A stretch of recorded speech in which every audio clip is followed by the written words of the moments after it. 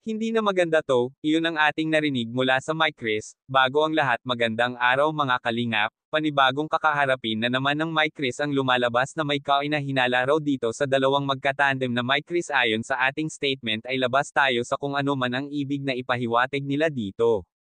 Hindi sapat na agarang natin komentuhan ng hindi nakukumpirma ang patunay nito, na pag-alaman sa isang netizen na may pagpapaamin na naganap sa Mike Chris. Habang sila ay nag-uusap-usap, hindi sinasadyang mismo na nabanggit ang mga salitang iyon, isang makabuluhang salita ang pinakawalan nila sa bibig mismo nila nang galing at hindi sadya na mabanggit iyon.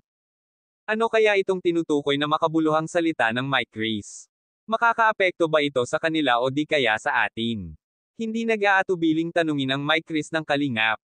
Sa pagkakataon na iyon na nahimik ang Mike Chris, nakapagtataka lamang kung bakit bigla na lang nilihis nito ang naging usapan nila sa mga sandaling iyon, at isa pa, nagtuturuan nga itong Mike Chris kung sino ang unang magsasalita sa kanila, kaya dito na mismo naghinala ang mga viewers nila. Maraming kababayan natin marahil sa ngayon ay hindi alam kung ano ba itong sinasabi patungkol sa Mike Chris, para mabigyan ng linaw.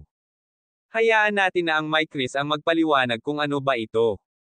At di na sana umabot sa hindi magandang ugnayan sa iba. Huwag natin sana pangunahan ang mga sitwasyon na nagaganap na kinakaharap ng Mike Chris. Hayaan natin na magkaroon sila ng sapat na distansya at huwag nang gambalahin sa mga maling pag-aakusa.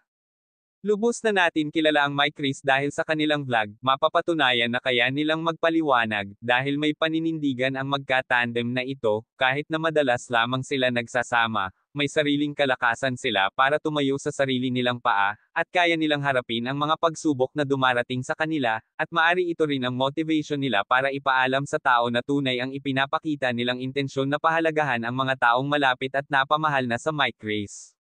Maraming salamat, pakisuportahan po ang aking channel at sa lahat ng bumubuo ng kalingap.